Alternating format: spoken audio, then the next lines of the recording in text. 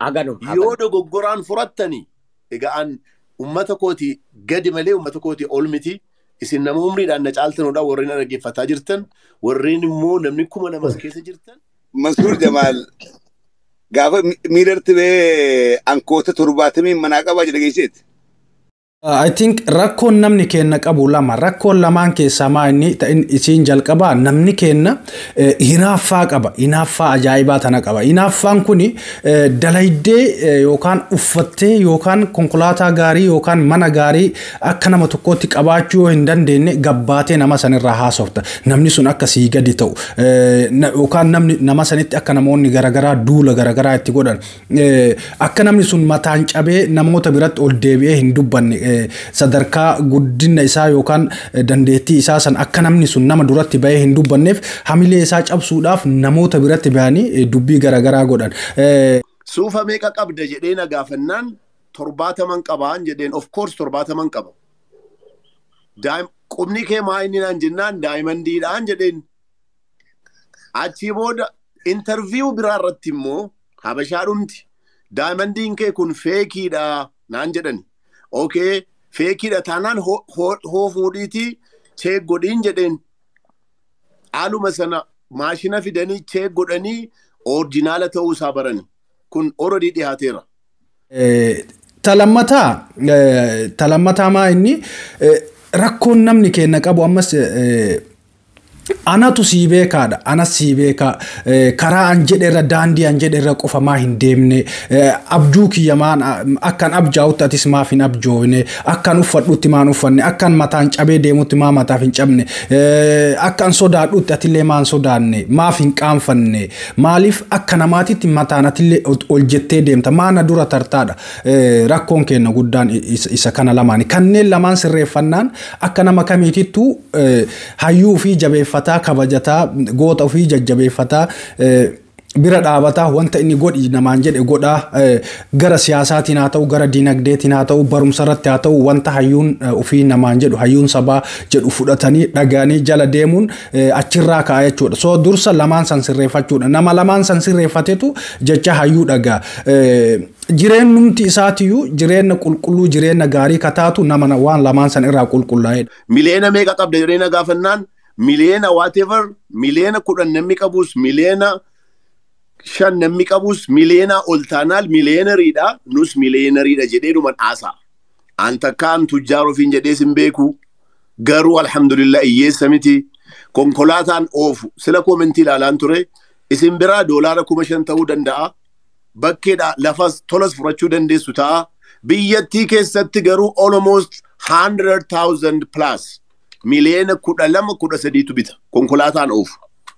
Konkolaataa tokko duwwaan mumit kanan qabu. Viidiyoo keessa galtaniis ilaaluu dandeessu tokko 2-3 qaba. Poosti nan godha yeroo hunda. Inni biraa yeroo hedduu miidiyaa kanarratti namoonni miidiyaa kanarratti argaman keessattuu warroonni gara miidiyaatiin dhageettii garagaraa qaban namoota akkamiitti isiniif fakkaate namni tokko yoo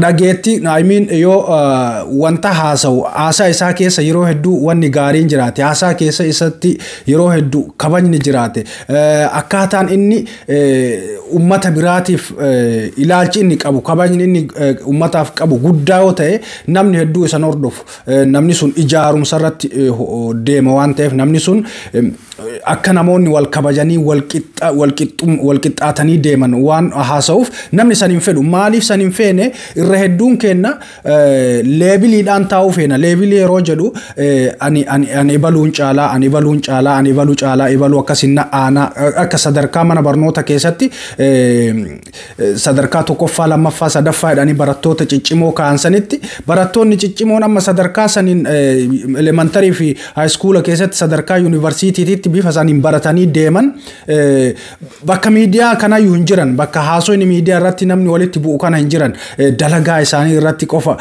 biizii ta'anii dalagaa isaanii dalaguu jireenya isaanii fooyyeffachuu yoo sadarkaa biyya bulchuura jiraatan immoo ganamaa galgala biyya tana akkamitti jijjiirraa garamiin biyyi tun jijjiiramti jedhanii waa'ee san irratti hojjetan malee miidiyaa irra TikTok irra taa'ee yookaan YouTube irra taa'ee yookaan Facebook irra taa'ee akka kiyyaa fi akka namoota garagaraatitti haasaa hin taane wanta isan galchine rakkine keessa galee inaasa'u jechaadha. So namoonni amma miidiyaa kanarraa waa hunda walitti lallaaqan warra gaafa mana barumsaatitti warri amma akkasii sun sadarkaadhaan teeppi 10 top 10 yookaan ammoo tuyyuu sadarkaa wayii irratti mul'atan jiran kana keessatti gaafa san isaan warra duuba taa'ee qormaatuma namaa hatuuf ijaba baasu. So warra namoota akkasii santu miidiyaa kanarraa dhufee Arsiin akkana, Baalee akkasii, Harargeen akkana, Jimma akkasii, Maaliin akkasii, Boorana akkana, Walloon akkasii, ebalu gootaa miti, kun jegna kennaa miti jedhanii warroonni amma haasan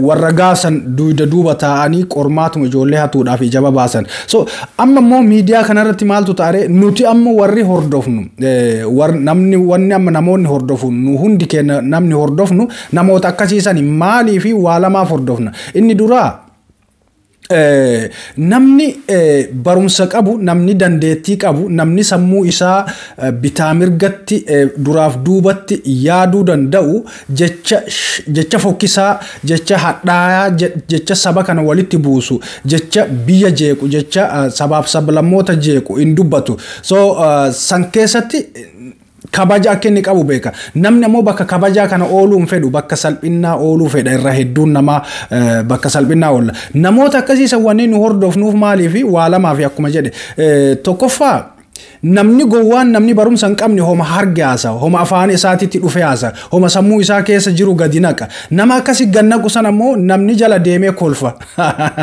Kolfuudhaaf dhaqan bakka akkasiisan jechaadha.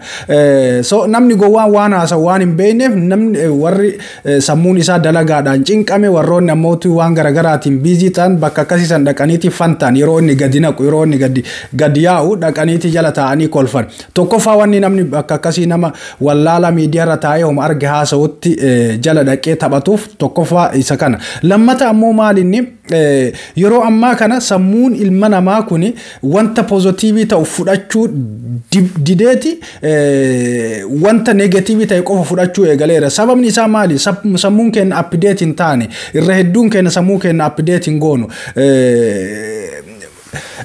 Fresh hin goonu jechaadha. Sammuun keenya guutamee waan gaarii fudhachuu dadhabee wanta kosii, wanta ajaa, wanta shamaa qofa fudhachuu danda'a jechaadha. Kanaaf gara waan shamaa fiina. Yoo nama waan gaarii haasa'u dhageenne sammuun keenya waan hin fudhanneef skip goonee bira dabarraa jechaadha. So wanni garas deemnu sammuu keenya update hin ta'u. Akkami sammuu keenya update goona? Sammuu keenya waan sandura if dhaaduudhaan beekamte, if ol kaasuudhaan beekamte, if faarsuudhaan beekamte.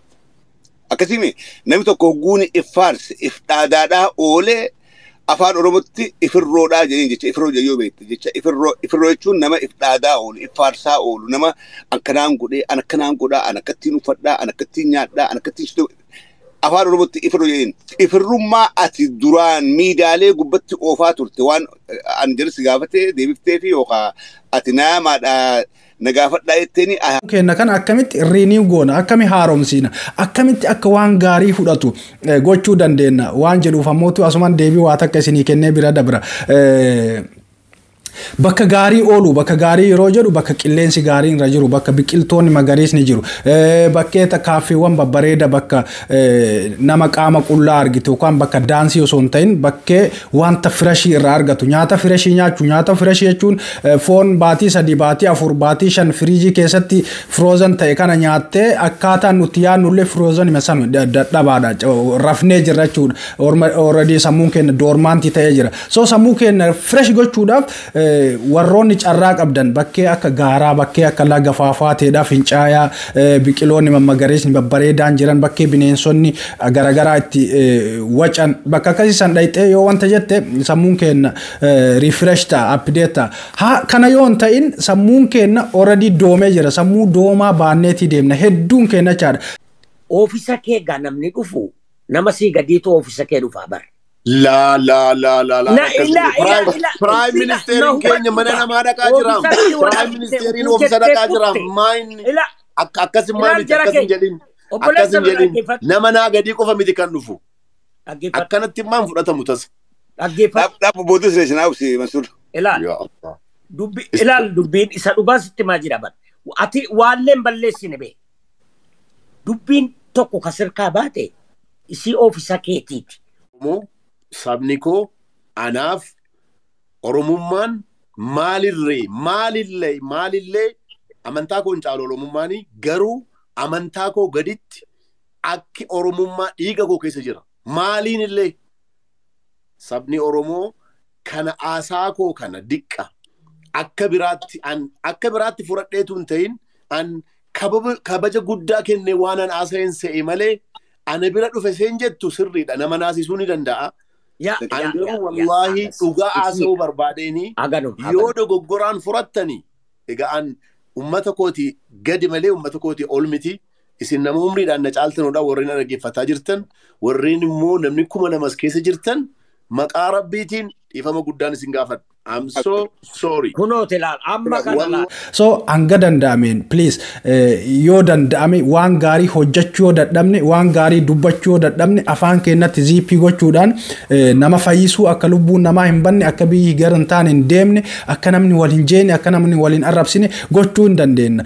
Harka keenyaan komantii bareedaa barreessuu yoo hin dandeenye waan araaraa waan nama gammachiisu barreessuu yoo hin dandeenye harka keenyatti lugaama goonee komantii osoo hin barreessin bira taruu dandeenya waan san osoo goonee wal gargaarre keessattuu namni keenya duula garagaraa kana walirratti godha. Duula garagaraa walitti godhuun ammoo barbaachisaa miti. Kanumaan isiniin jedha galatooma yeroo garaa